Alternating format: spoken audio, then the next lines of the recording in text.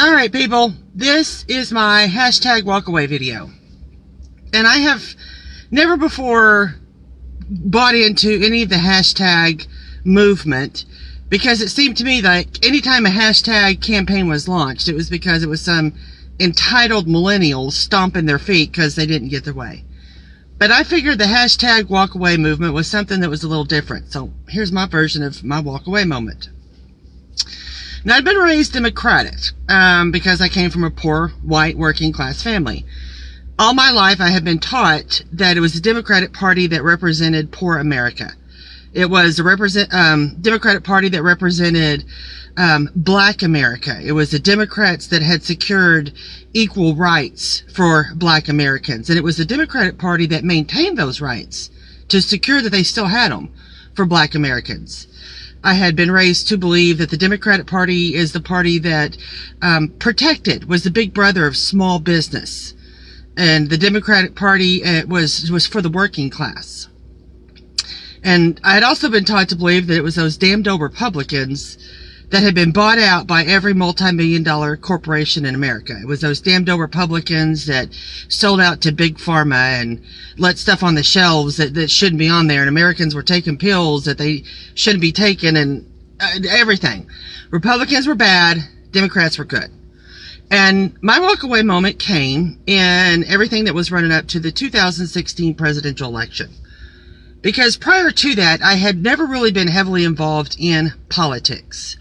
And the reason was because I was busy with my American life. I had a full-time job, kids, lawn needed to be mowed, laundry needed to be done, somebody had a dentist appointment. You know, all that stuff that comes with being an American. And although I wasn't heavily involved in politics, by the time Barack Obama left office, I had an absolute hatred for socialism, liberalism, and the progressive movement. And those are words that I learned under the Obama era because I never heard those words before. I wasn't familiar with them. And the reason I hated it so intensely, the reason I grew to hate socialism and liberalism so intently, is because for 8 years Barack Obama dictated to me through executive order. Because he decided to abuse the power that he had been given to write all these executive orders to single-handedly transform the United States of America into this utopia that he'd been taught all the way back in college. And I had to stand there while things like, under the Obama era, it became politically correct for anybody to identify as any gender they want to and therefore had the right to use any restroom that they wanted to. Now, I live in a flyover state, and people around here know that grown-ass men have no business being in the same restroom as women and children, or that teenage boys have no business being in the same locker room as teenage girls. But in the Obama era, that was okay. And Obama dictated to me things like, you and you and you and you are going to get a free cell phone, and you're going to help pay for it. And then Obama and his administration decided that the federal government needed to sew up the healthcare industry because they could do far better at managing it than these private sector capitalists. And if your monthly premiums, health insurance premiums, jump from $600 a month to $900 a month, sorry about your luck. And then I had to stand there during the Obama era while this group called Black Lives Matter sprung up. And I would stand there and watch in horror for multiple YouTube videos because I quit relying on mainstream media during the presidential election. And people that lived in these cities where Black Lives Matter broke in, and these cities would be destroyed with riots and looting and fires and busted glass and bus stops that had been torn to smithereens and small businesses that had been taken out. And by the time this group rolled out, if they had managed, they would leave the local taxpayer footing the bill for several $1 million worth of damage. And the attitude was, sorry about your luck. And then Barack Obama decides it'd be a great idea to invite the leaders of this group to the White House to give them a special pat on the back, attaboy. You know what I'm saying? And it's like, but I didn't see of you or hear of you reaching out to these communities that they just destroyed. Under Barack Obama era, it became politically correct for police officers just to have somebody walk up to them and shoot them in the head, kill them. simply because they wore a uniform. And I could go on and on and on, but y'all are getting the gist of this. And so by the time Barack Obama left office, although I didn't know much about politics, I knew that I absolutely hated socialism, liberalism, and the progressive movement.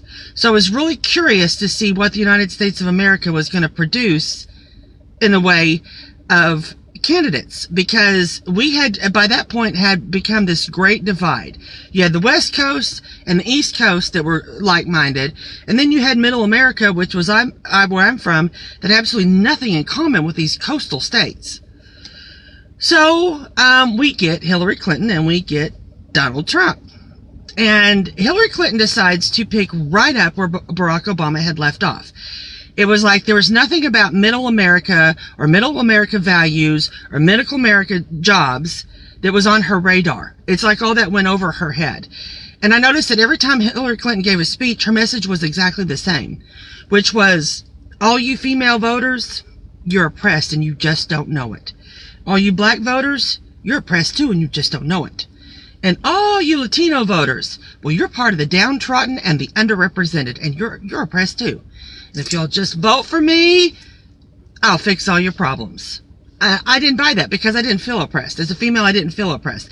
I never felt the need to walk around with a pink hat on my head that represented my genitalia. You know what I'm saying? So she had all these marches and Hillary supporting all these marches and Hillary telling all these feminists to go get them. I never connected with that. I never felt oppressed.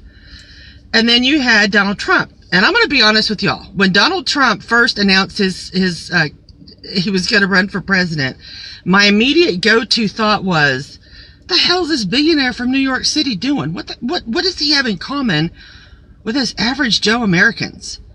I know what this is. He's just bored. And this is a case of, hold my beer and watch this. I knew what that meant. So when I started watching Donald Trump speeches at his rallies, I quickly learned that there was no entertainment value. Actually, he was speaking my language. When Donald Trump would stand up and say, all you displaced oil field workers, I got something for you. All you displaced factory workers, I got something for you too. Because I'm from Oklahoma, and our primary commerce is oil and agriculture. And so he was talking to us. He was talking our language. And at the same exact time, Donald Trump is giving these speeches, you have executives and CEOs from Silicon Valley and Seattle, Washington, New York City putting out these tweets and op-ed in these articles that say they have absolutely they could care less about what a middle America's financial plight is, because it's our own fault that we're poor, because we were too dumb to move with the times, which was with technology. We were so uneducated and backwoods that we were so busy clinging to our dirty, greasy manufacturing jobs that we let the times pass us by. So we've got exactly what we deserved. And every time I would read one of these tweets or these articles from these execs from Silicon Valley or New York City or Seattle, I would think to myself, but you're sitting in your mansion soaking up the air conditioning that was built in middle America by a blue-collar worker. Your car is being worked on by somebody that is a blue-collar worker. Your washer, your dryer, your refrigerator was built in middle America by a blue-collar worker. But yet you look down your nose at us and you think we're absolutely repulsive to you. I represent middle America. I get up every day and go to work. I am the working class. So why is it Donald Trump decided to come to Oklahoma when nobody else wanted to? Why are we this forgotten state? And when he did come to Oklahoma, Donald Trump looked out in the crowd and he said, hey, Oklahoma, I haven't forgotten about you. And Missouri and Arkansas and Kansas and all you other Midwestern states, I hadn't forgot about you. And if you work with me, I got something for you. And that's a job. And that's a job that's going to pay well. That's a job that's going to allow you to afford that house that you've been looking at on Realtor.com for the last 6 months. And I'm going to tell you, that's exactly why Oklahoma is a red state. And that's exactly how he was able to flip all these other states, because he was speaking a language that we could relate to. Now I'm going to end this video on a side note. And this video is for all of you liberal, bully, hateful people. Because I've seen you on YouTube as well. I've seen you with your masks. I've seen you walk up to people in restaurants and snatch hats off their heads. I've seen you walk up to people in restaurants and intimidate them and harass them to the point that they left. you're noticed, okay? Middle America sees what you're doing too. So my advice to you is to keep that nonsense contained to those democratically ran cities. Because here in Oklahoma and even Texas, our lawmakers have said we have the right to defend ourselves. Our lawmakers said we can conceal and carry a firearm. We can even openly carry a firearm. And so in Oklahoma and Texas, you have to be really careful about rolling up somebody, getting in their face, acting aggressive, challenging them, because you're liable to get your ass shot. So as you do all this bullying, hateful rhetoric in Seattle, in Portland, in Los Angeles, in New York City, in Chicago, I suggest you keep it there. Because you try to roll that shit out here, you're probably going to get shot. So that was my walkaway moment. I hope y'all enjoyed it. Have a good day. Bye.